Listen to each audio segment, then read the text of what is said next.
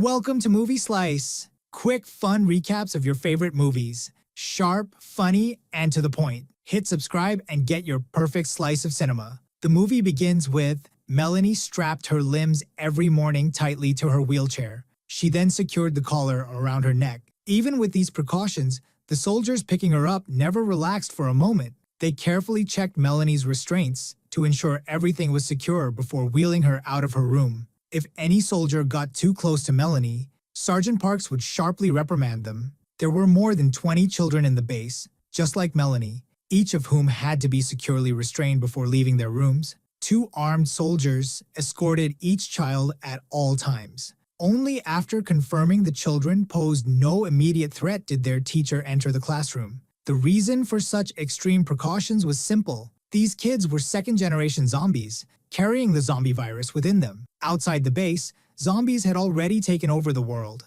Survivors had established various safe bases for humanity. During the fight against zombies, scientists discovered these special children who had been infected while still in their mother's wombs. They looked exactly like normal kids, but once they caught the scent of a human, they immediately became dangerously aggressive. Yet these children represented humanity's greatest hope. Scientists believed they could develop a vaccine from studying these half-human, half-zombie children. After years of observation, researchers found something surprising. Children raised with human education could think and behave normally. Some, like Melanie, even proved exceptionally intelligent. Melanie's favorite teacher was Helen. Helen was the only person who didn't treat the children as freaks. Likewise, Melanie was Helen's favorite student. A simple essay by Melanie would move Helen to tears. Because of this bond, Helen often overlooked Melanie's zombie nature. But whenever that happened, Sergeant Parks would remind her harshly through experiments.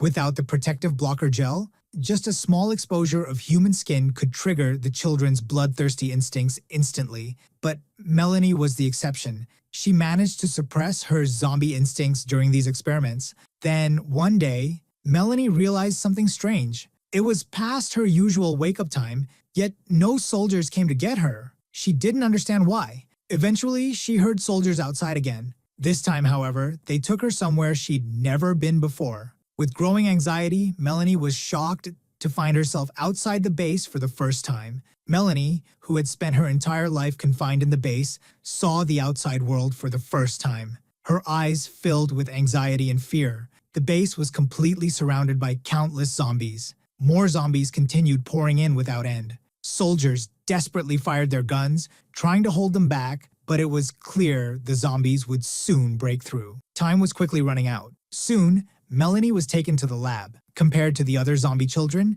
Melanie was the most human-like. Dr. Caldwell decided to dissect Melanie, hoping her body held the key to developing a vaccine. To keep Melanie calm, Caldwell quickly injected her with a tranquilizer. Soon, Melanie felt herself drifting into unconsciousness. Then, Caldwell and her assistant carefully placed Melanie on the operating table, tightly securing her with straps. Just as the experiment was about to begin, Helen suddenly burst into the lab. She tried to stop Caldwell from carrying out the cruel procedure, but Caldwell mercilessly sprayed pepper spray directly into Helen's face. The burning sensation instantly disabled Helen. Two soldiers quickly entered and dragged her away. Alarms suddenly blared throughout the base. Selkirk, however, didn't notice a zombie approaching from behind. Caldwell reacted quickly, grabbing a fire extinguisher and smashing it onto the zombie. Although Caldwell successfully fought off the attack, her hand was severely cut by the glass. Even worse, Selkirk, who had been bitten, started rapidly transforming into a zombie. She left Melanie alone on the operating table. Fortunately, Melanie carried the same virus within her, making the zombie uninterested in her. Melanie took advantage of this opportunity. She grabbed a scalpel, cut through her restraints. The moment Melanie stepped outside, she froze. The entire base had already been overrun by zombies. In the chaos, Melanie saw Helen. Seeing this enraged Melanie completely. She lunged at the soldier and began biting him furiously. Tasting blood for the first time made her feel intoxicated. She fainted. When Helen regained her senses, she quickly scooped Melanie into her arms. Helen closed her eyes in despair, awaiting death. Suddenly, an armored vehicle raced toward them. Helen jumped onto the vehicle, still clutching Melanie. They had narrowly escaped death. Inside the vehicle was Dr. Caldwell. A soldier named Gallagher quickly noticed Melanie as well. Parks immediately wanted to eliminate this potential threat.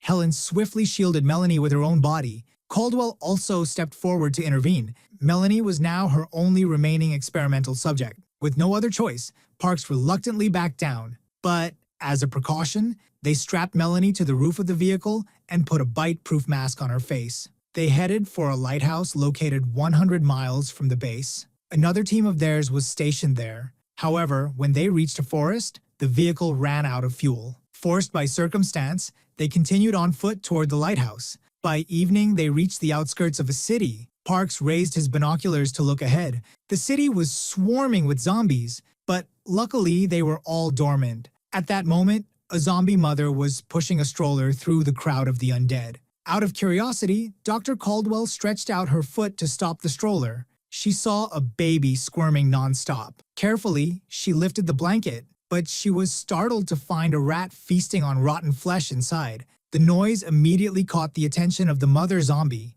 Luckily, Parks reacted fast and shot the zombie. Even though his gun had a silencer, the sound still alerted more zombies. The group had no choice but to fight their way out while retreating quickly. Soon, they found shelter inside an old crumbling building. To make sure it was safe, Parks and Helen decided to split up. They searched the building for zombies and also looked for supplies and food. Meanwhile, Caldwell and Melanie stayed where they were. Melanie couldn't hold back her curiosity and asked Caldwell about her past. Caldwell didn't hide anything and told her everything. She explained that when the zombie virus first broke out, many pregnant women got infected, but their unborn babies kept growing. The fetuses devoured their mother's organs from the inside and crawled out of their bodies. Maybe because of their strong adaptability, these babies' brains somehow coexisted with the virus. As a result, they became immune and still kept their human thoughts and emotion. Caldwell said that once a vaccine was developed, they could finally defeat the virus.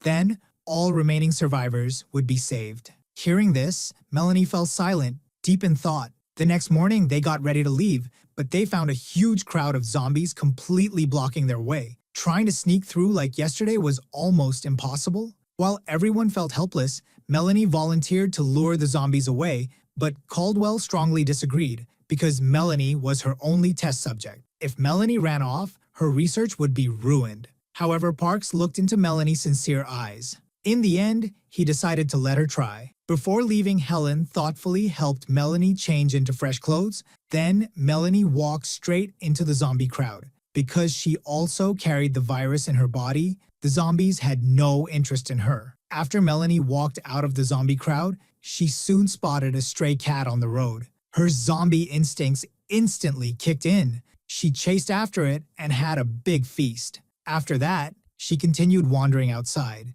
It was her first time exploring the outside world, and everything fascinated her. Before long, she followed another scent and found a teddy dog. But this time, she was full and still kept her mind clear. So she quickly grabbed the teddy and carried it away. She brought it back to the zombie crowd and put it down. The smell of fresh meat woke the zombies at once. They immediately chased after the poor teddy. In the end, she successfully lured the zombies away from that area. From that moment on, Melanie earned everyone's trust. Whenever they explored new places, she went first. Only after she made sure it was safe, the others would follow. Soon, they arrived at another city, but strangely, there was not a single zombie in sight. When they reached the city center, they were completely shocked. A skyscraper, hundreds of feet tall, was fully covered with plants. Beneath it lay piles of thousands of zombie corpses. The plants had actually grown out of the zombies' bodies. Caldwell immediately realized the virus had entered its second stage. It no longer just lived inside humans. Now it was actively spreading. Once the fruits on these plants ripened, the virus inside would be released into the air. At that point, anything that could breathe would be doomed. Caldwell picked one of the fruits to take back for research. On the way, Melanie curiously asked why the fruit would cause the end of the world once it ripened. Caldwell patiently explained it to her. She also showed Melanie how tough the fruit's shell was. Unless there was a fire or some extreme condition, it was very hard to break them open. As they kept walking, they discovered a vehicle that looked like an RV. Caldwell was overjoyed because she knew it was actually a mobile laboratory. They went inside and found the equipment still in perfect condition. Although the vehicle couldn't start, at least it could serve as a temporary base for them. Thanks to the solar power system, they didn't need to worry about electricity for now. The only problem was the lack of food. Parks immediately tried to contact the lighthouse for rescue, but there was no response from the other end. Left with no choice, Gallagher decided to go out and search for supplies. Meanwhile, Melanie started breathing heavily. Her body was reminding her that she needed to eat. To prevent her from losing control, Parks allowed her to go out and find food on her own. Soon, she caught a pigeon on a rooftop and devoured it hungrily. But Gallagher was not so lucky. Not only did he find nothing, but something had started following him. At the same time, Melanie sensed danger. Following the scent, she arrived at a house.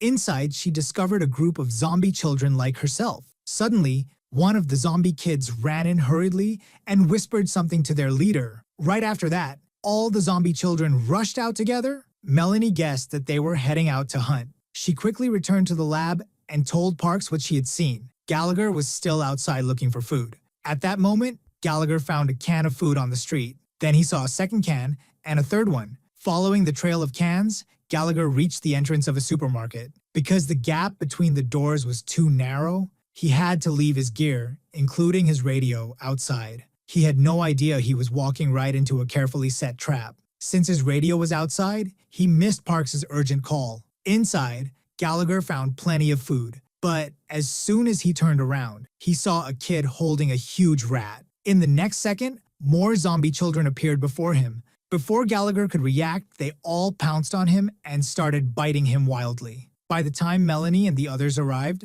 all they saw was a chewed-up corpse. Suddenly, Melanie realized something. She urged everyone to leave quickly, but as she peeked out from the supermarket, they were already surrounded by the zombie children. Parks instinctively raised his gun, but Melanie stopped him. She knew these kids just wanted to survive. She wanted to protect her own kind in her own way. Just then, a female zombie charged at her. Melanie knocked it down with a single punch. They fought like wild beasts, relying on instinct and intimidation. Melanie tried to scare them into backing off, but their leader, armed with a bat, rushed to attack. Melanie easily dodged every swing because she had received human combat training. With a quick move, she trapped the leader. Then she picked up the zombie's bat and struck the leader repeatedly until he died. The brutal scene completely shocked the other zombie children. They were terrified by what they saw. The others finally understood. Melanie was proving her strength to earn the respect of her wild kind.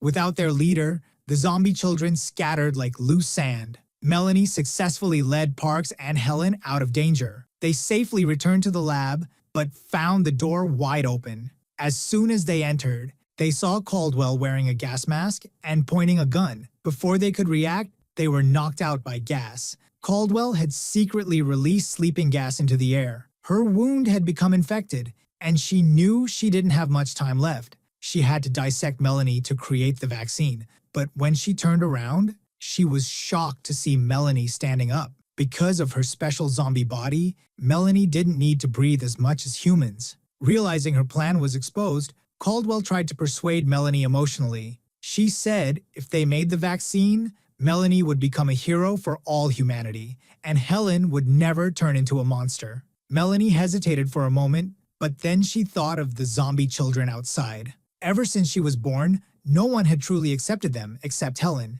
Humans only wanted to use them to eliminate zombies. This world already belonged to the dead. If humans treated their lives like nothing, then maybe zombies should rule this planet. Melanie told Caldwell to stay inside the lab. Then she walked out alone. Caldwell understood what Melanie was about to do and immediately chased after her. But she didn't get far before being surrounded by the zombie children. She gave a helpless smile, accepting her fate. Meanwhile, Melanie reached the giant plant. Without hesitation, she lit it with a match. The fire quickly spread upward. The zombie fruits exploded one after another. Countless zombie viruses were released into the air ahead of time. Soon, the virus would cover the entire Earth. After finishing everything, Melanie headed back to the lab. On the way, she ran into Parks, who had come to find her. It was clear he had already inhaled the virus. Melanie kept apologizing to him, but it was too late. Parks knew he would soon turn. He pulled out his gun and begged Melanie to end his life. He didn't want to become a monster.